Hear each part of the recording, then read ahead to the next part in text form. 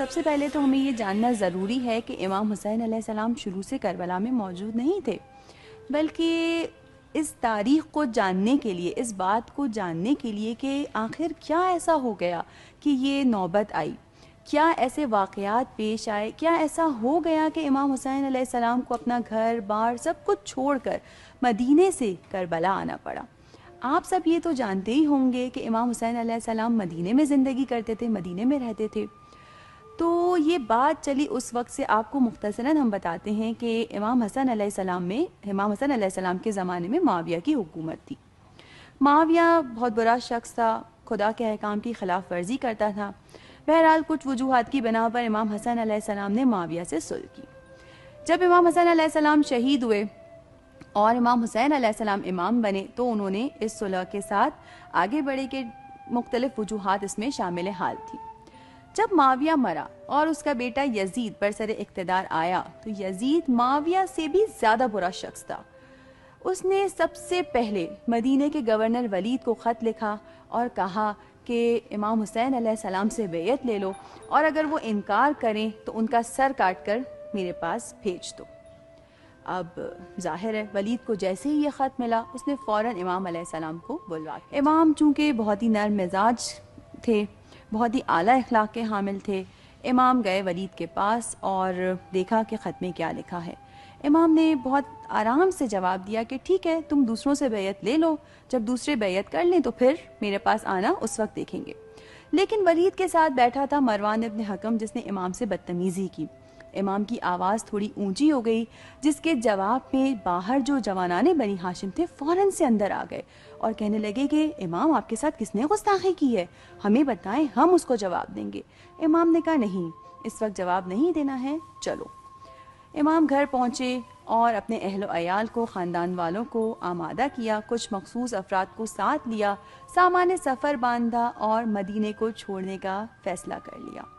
بچوں یاد رکھیے گا، یہ تاریخ تھی 28 رجب سن 60 ہجری کی کہ جب امام حسین علیہ السلام نے رات کی تاریکی میں اپنے آبائی وطن، اپنے آبائی شہر مدینہ کو چھوڑا، صرف اور صرف دین اسلام کی خاطر، صرف اور صرف اس لیے کہ بات زیادہ نہ بڑھے۔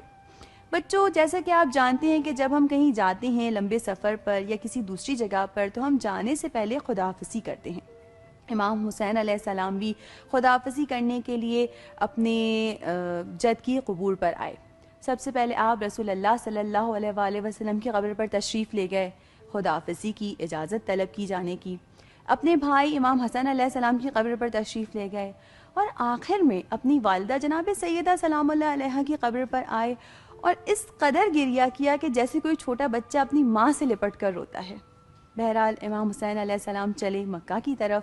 آپ نے ارادہ کیا کہ مکہ جا کر حج انجام دیں گے۔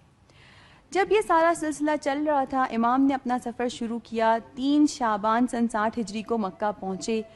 اسی سارے واقعات کے بیچ میں کوفہ والوں کو بھی خبر ملی کہ یہ سارے واقعات پیش آئے ہیں، یزید نے یہ حکم دیا ہے کہ مدینے کے گورنر ولید کو کہ امام سے بیعت لے اور وغیرہ۔ تو کوفہ والوں نے امام کو بہت خط لکھے، امام آپ آ جائیں ہمارے پاس، ہم آپ کا ساتھ دیں گے، ہم آپ کے ساتھ ہیں وغیرہ وغیرہ۔ امام علیہ السلام نے اپنے چچا زاد بھائی حضرت مسلم ابن عقیل کو بھیجا کوفہ کہ وہاں جا کر دیکھیں کہ حالات سازگار ہیں یا نہیں اور انہیں کوفے کی جانب سفر کرنا ہے یا نہیں۔ ساتھ ساتھ آپ کو یہ یاد رہے بچوں کے بیچ میں امام اب 3 شعبان ہو چکی ہے، 60 ہجری کا زمانہ ہے، امام مدینے سے نکل چکے ہیں، مکے میں موجود ہیں اور حج کا احرام باندھ چکے ہیں۔ لیکن دوستو کیا ہوا کہ ساتھ ساتھ امام حسین علیہ السلام کو خبر ملتی ہے کہ یزید کے سپاہی امام کے شہادت کے ارادے سے، امام کو شہید کرنے کے ارادے سے مکہ آ چکے ہیں۔ اب آپ لوگ جانتے ہیں کہ مکہ میں کسی انسان کو تو کیا، کسی چھوٹی سی چیز کو بھی مارنا جائز نہیں ہے، حرام ہے۔ یزیدیوں کو تو اس کی کوئی فکر نہیں تھی، لیکن امام حسین علیہ السلام نے حرمت کعبہ کی خاطر اپنے حج کو عمرہ میں تبدیل کیا اور 8 ذی الحج کو مکہ چھوڑ دیا۔ مکہ سے نکلے امام کوفے کی جانب روانہ ہو رہے ہیں کیونکہ کوفے سے مستقل اچھی خبریں آ رہی تھیں، لوگ ساتھ ہیں، حالات سازگار ہیں، شاید امام کو پناہ مل جائے۔ امام یہ سوچ کر کوفے کی طرف چل پڑے۔ راستے میں ابھی امام مکہ اور کوفہ کے بیچ میں ہیں، ابھی مکہ سے نکلے ہیں کہ راستے میں امام کو خبر ملتی ہے کہ حضرت مسلم ابن عقیل کو کوفے میں شہید کر دیا گیا، اور ساتھ ساتھ یہ بھی خبر ملتی ہے کہ کوفیوں کے ارادے اب بدل چکے ہیں، تمام کے تمام اپنے ارادے سے پلٹ چکے ہیں۔ وہ تمام لوگ جنہوں نے امام کو خط لکھے تھے کہ امام آئیں ہم آپ کی مدد کریں گے، وہ سب کے سب اب مکر گئے ہیں۔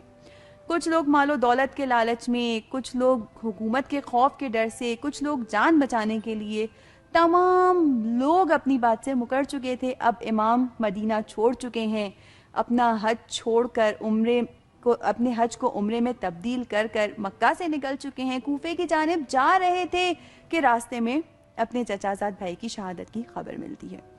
بہت بڑا صدمہ تھا امام کے لیے، بہت ساری چیزیں تھیں جو امام کو دیکھنی تھی، کہ ایک طرف تو اپنے اتنے بہادر بھائی کی شہادت کا صدمہ سہنا تھا، دوسری طرف امام کو حضرت مسلم ابن عقیل کے جو گھر والے جو ساتھ میں تھے ان کو دیکھنا تھا، ان کو تسلی دینی تھی۔ بہرحال امام تو خدا کی رضا میں راضی تھے۔ امام نے اپنا سفر جاری رکھا، کوفے سے ہٹ کر ایک اور سمت میں چلنے لگے۔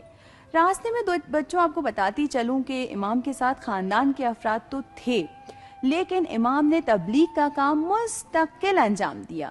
امام نے مختلف لوگوں کو خطوط لکھے، مختلف لوگوں کو راستے میں اپنا پیغام دیا کہ شاید کوئی امام کی بات سے متاثر ہو جائے، شاید کوئی امام کے لشکر میں شامل ہو جائے۔ اس سے فائدہ امام کو نہیں ہونا تھا، بلکہ اس انسان کو ہونا تھا جس نے امام کی بات مان کر امام کے لشکر میں شامل ہونا تھا۔ لیکن دوستو، پتہ ہے آپ کو، دین حق کی بات، اسلام کی بات کوئی بھی اتنی آسانی سے قبول نہیں کرتا۔ امام نے جن لوگوں کو اپنے پیغام بھیجے ان میں سے بہت کم لوگ حسین الغریب الغریب الحسین